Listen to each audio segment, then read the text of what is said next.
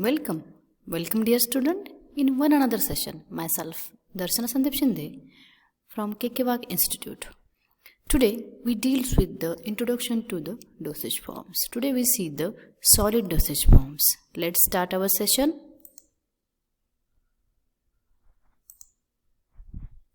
Learning outcomes of this session are, after watching this video, students should able to understand classification of the solid dosage forms, powders in that, cephalations, snubs, granules, dentifrices, tablets, capsules and pills. Let's start. First of all, we see the classification of the dosage forms. Dosage forms may be classified on the basis of the physical form of the final product, which are under solid dosage forms, liquid dosage forms and semi-solid dosage forms. Let's see one by one. First of all, we see the classification of the solid dosage forms. Solid dosage forms are firstly divided into two parts. First one is the unit dosage forms and second one is the bulk dosage forms. This unit dosage forms has the tablets. It includes the tablets, capsules and pills. Bulk dosage forms are again divided into two parts, for internal use and for the external use. For the internal use, we use the fine powders, and internally there is also one part, that is the granules and effervescent granules we use.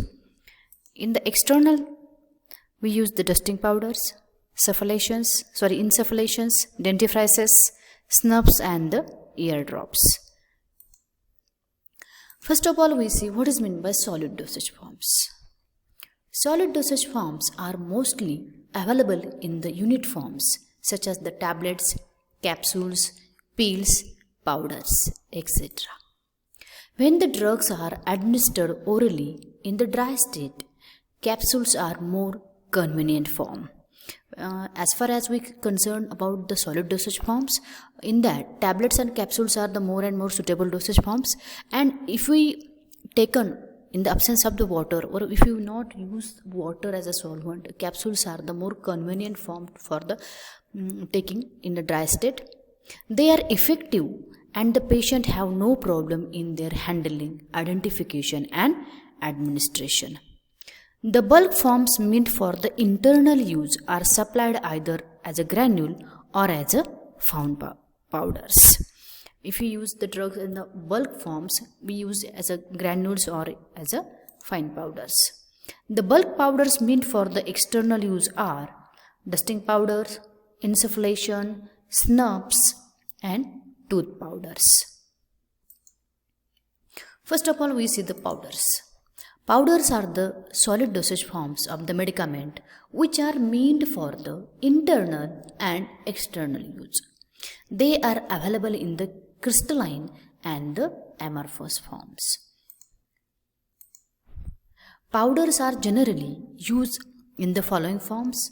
Bulk powder for the internal use, these are the fine powders or granules. Then bulk powder for the external use, these are the example of it, snubs, dusting powders and tooth powders.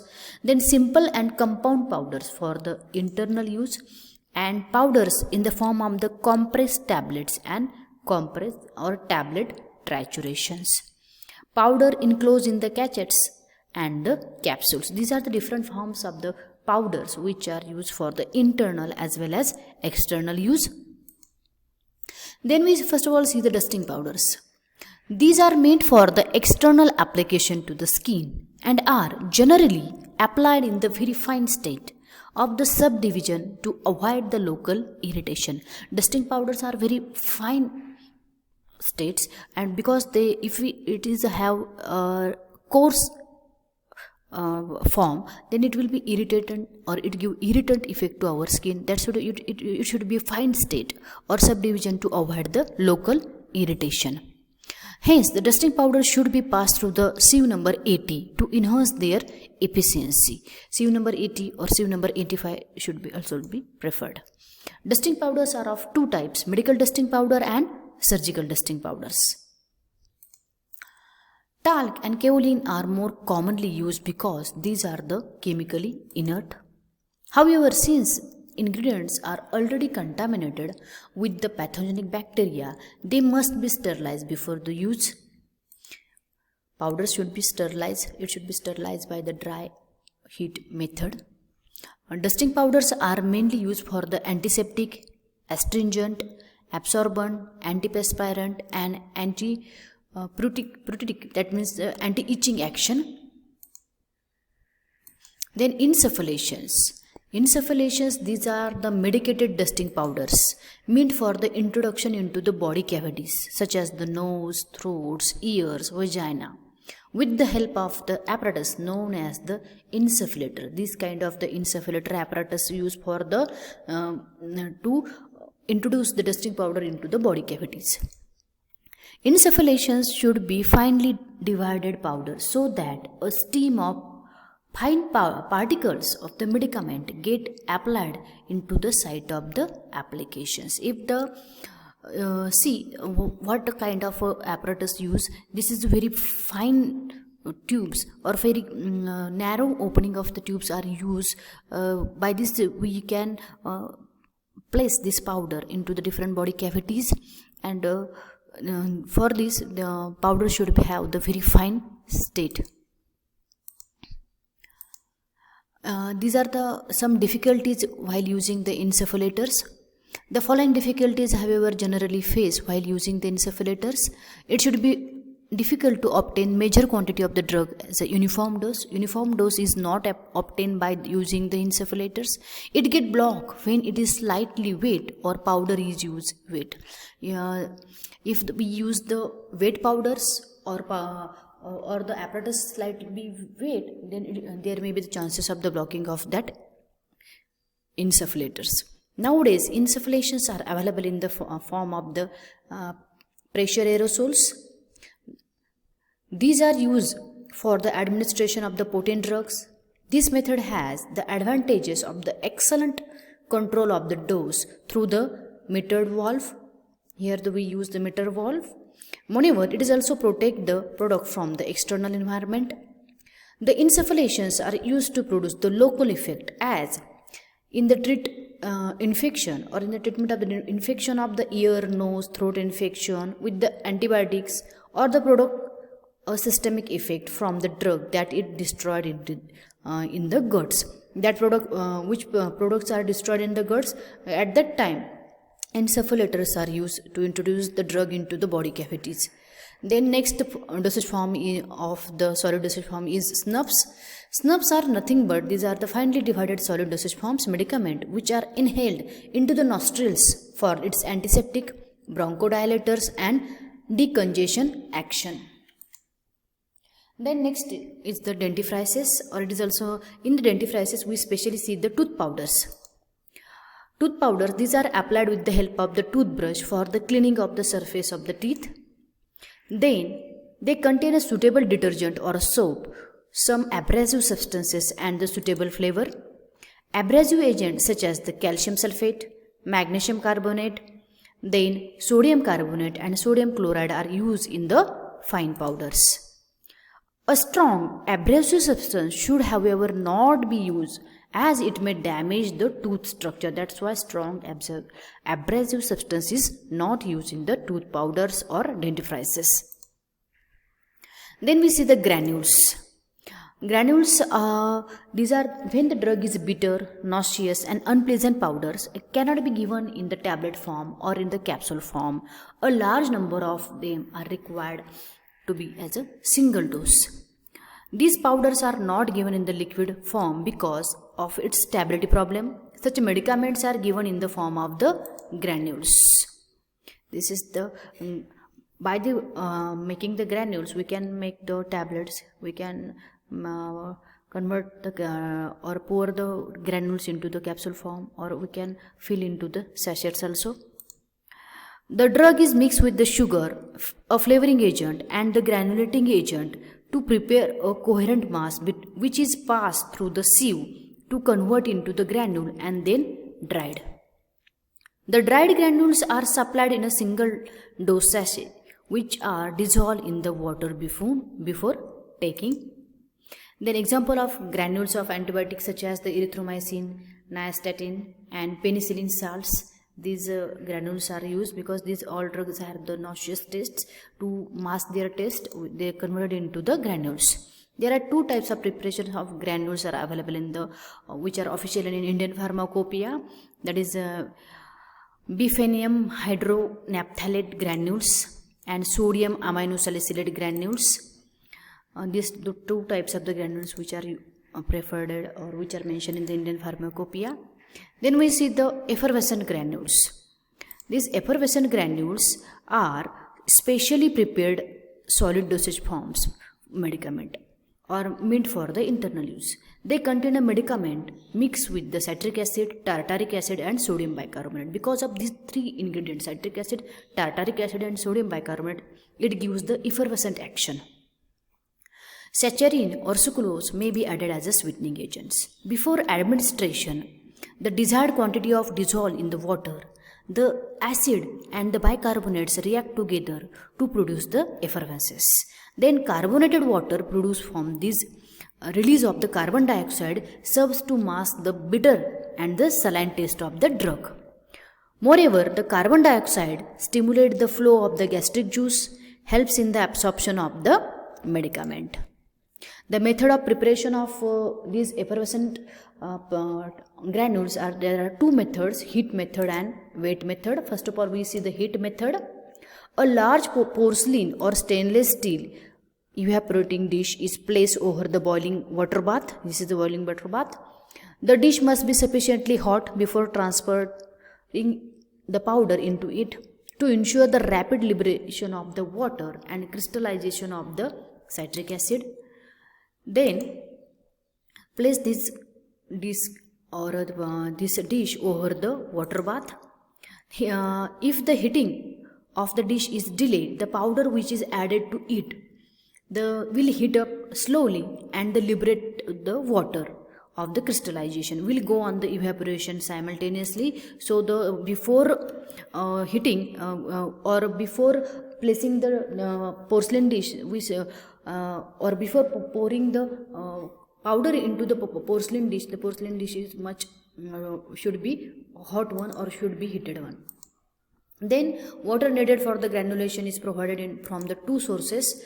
First source is from the water of crystallization of the citric acid. Citric acid contains the one molecule of the water of crystallization which liberated during the heating. Then the water produced from the reaction of the citric acid and tartaric acid with the sodium bicarbonate. By these two sources we get the water for the granulation. Generally heating is takes 1 to 5 minutes. A dumb mass is then passed through a sieve to prepare a granule of a suitable size. Then it is dried in an oven at a temperature not exceeding 60 degrees Celsius and then packed into the airtight container. The next method is the wet method. In this method, the mixed ingredients are moistened with the non-aqueous liquid alcohol or to prepare the from this prepared a coherent mass which is passed through the sieve number 8 sieve and then dried it into the oven at temperature not exceeding the 60 degrees Celsius. The dried granules are again passed through the sieve to break the lumps which may be formed during the drying. Then dried granules are packed in the airtight container. Here we use the sieve number 80, sometimes we use the sieve number 10, 20, what kind of the granules we want. Then we see the difference between the fine granules and the fine powders, Now we see the difference between the fine powders and the granules. Fine powders do not have free flowing property, hence weight variation in the tablet is produced. Granules flow easily and do not give any weight variation in the tablet production or tablet produce. In a fine powders, mixed powders segregation of the different components is possible. In the granules are uniform composition and the segregation is not a problem. But granules should contain 5 to 15% of the fine powders. Fine powders tablets are from the brittle one. From the granules pack down easily and produce hard tablets. Fine powders or fine particles tend to blow out of the die cavity during the compression. Granules being heavier and do not blow out of the die cavity. This is the difference between the fine powders and the granules. Then we see the tablets. Tablets, these are the solid unit dosage forms of the medicament or the medicaments. Sometimes we use the single medicament or sometimes we use the in a combination. That's why medicaments and medicaments, which are prepared by molding or by the compression one. Certain excipients are also added to the medicament in the formulation of the tablet.